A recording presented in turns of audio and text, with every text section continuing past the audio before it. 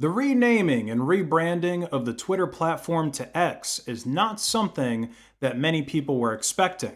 It seems like Elon Musk was so upset over PayPal executives rejecting the X payment system name for that app back in the early 2000s that he just went ahead and bought the world's most popular social media site and bought back the X.com domain name from PayPal so that he could combine them for some kind of revenge. But this combination has been backfiring in many different ways. Never mind the fact that a single letter company is kind of a trope for evil corporations and media.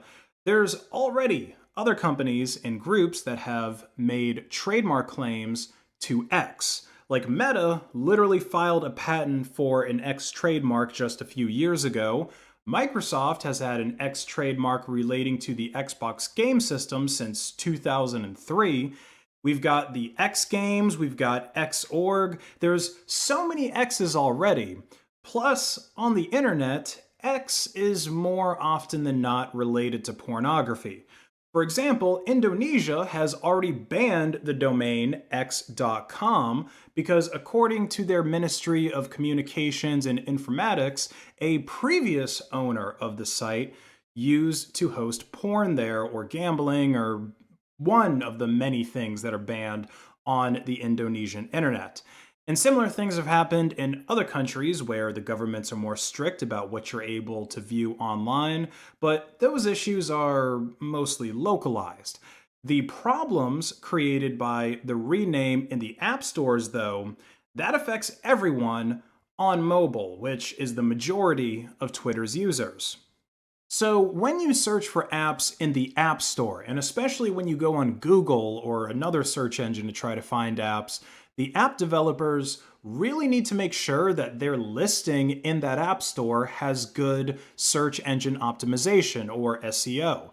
Like, you're probably not going to find a camera app, for example, if it doesn't have the word camera in the title and the description. So when Twitter first renamed themselves to X, they removed all mention of Twitter from their App Store listing. They didn't even call the app X, formerly Twitter, or nothing like that. Meanwhile, nobody else was targeting the word Twitter in the app stores, not even third-party apps, because most of those got killed off by Twitter's API prices. So it was pretty much just a free-for-all for anyone to target the word Twitter in these app stores and trick a bunch of people into downloading their app. And we all know how rampant malware is in the Google Play Store, and that's without a hugely popular social media site basically committing SEO suicide overnight. Now, as some of you know, SEO isn't as powerful as it used to be. These days, it's mostly a pay-to-play game, and well, Facebook took the opportunity to pay up and buy ads in both the Apple App Store and the Google Play Store, and they bought these ads in order to make their Twitter clone called Threads show up first whenever people would search for Twitter. That probably got Threads a lot of new users. I mean, put yourself in the mind of someone who chronically uses Twitter. You're barely able to use a smartphone or a smart anything, so you type in the word Twitter into your app store and some weird squiggly thing comes up, but you install it anyway, and it gives you that dopamine hit that feels pretty similar to the mindless scrolling that you did on Twitter, and boom, now you're addicted to a new drug, just like a crackhead switching to meth for financial reasons. Meanwhile, if you are the kind of person who does actually kind of keep up with internet news, and you decide to install X on your phone just to see what the deal is, you're like, oh, they rebranded, maybe the site's got a different feel to it now. So you go and you search for X in the App Store, or you search for X on Google with Safe Search off, which probably led you to finding a bunch of apps associated with Chuck and his line of work. I mean, imagine Grandpa getting a shiny new iPhone for his birthday, and then he decides that he's going to download X to try to talk to his grandniece in Connecticut. Those kids, they're always using X. He's going to end up installing a hentai app and giving himself a stroke. I mean, this is just irresponsible rebranding at that point.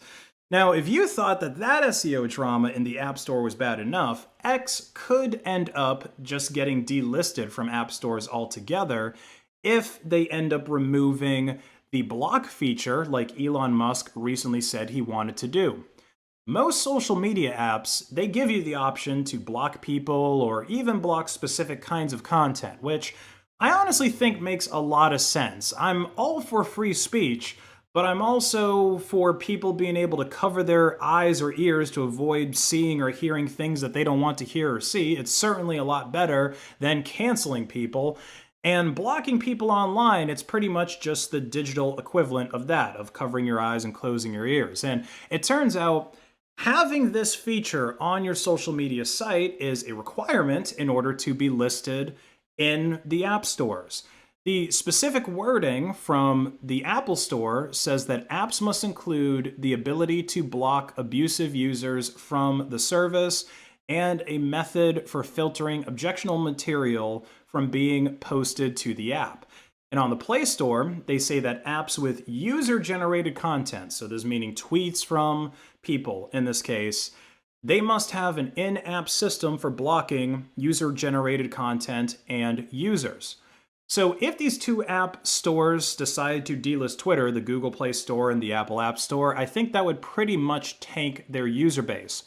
I don't even think iOS users are going to be able to get on X if they can't sideload apps. And imagine letting your average Twitter user that has an Android phone loose on Google or some other search engine to find the official x.apk and then download it to their phones and install it. It's going to lead to some malware dev somewhere creating the largest compromised Android smartphone botnet in history.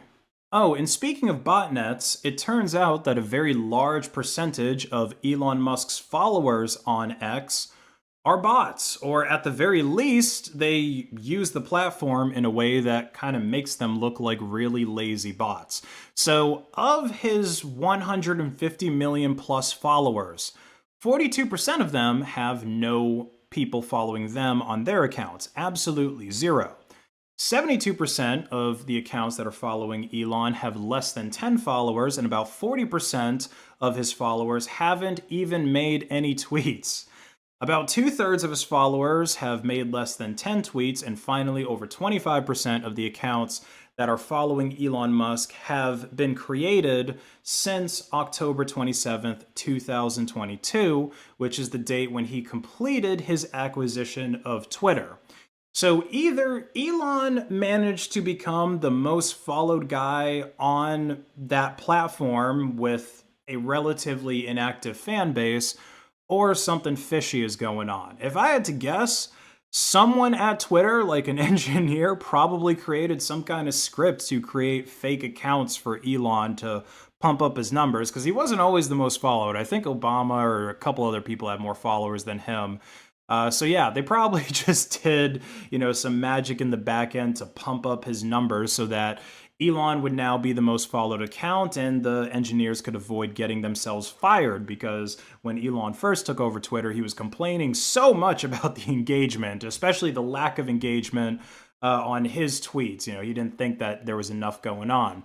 But hey, when you own the servers, I guess you're allowed to do that. You're allowed to hack your follower amount, whatever the owner thinks is best. But I still don't think that this rebrand from Twitter to X was the best move. Like, at least with Facebook rebranding to Meta, the only real name change was with the parent company, Facebook. The app, Facebook, still remained the same. So the only people that might have been confused when Facebook renamed themselves were people owning Facebook stocks, or maybe people tracking its stock price. The X rebrand, as you saw here, is having serious side effects directly to the platform's traffic. But it's something that nobody has really pulled off before, like the whole one-letter domain and one-letter company thing. Like, I know that Overstock did a long ad campaign years ago telling people that they now own the domain o.co. That URL is short and sweet, and that combined with the amount of ads that I saw for it as a kid has clearly seared that domain name in my brain, probably forever, even though I don't think I've ever shopped on Overstock.com. So maybe Elon can really pull off this whole X.com, X app thing, especially if he does actually manage to turn it into an everything app like WeChat, which he says is his plan. But until now, it still works like Twitter, so I'm going to keep calling it Twitter. I'm just doing my part to add a little bit more chaos into this crazy social media world that we find ourselves in.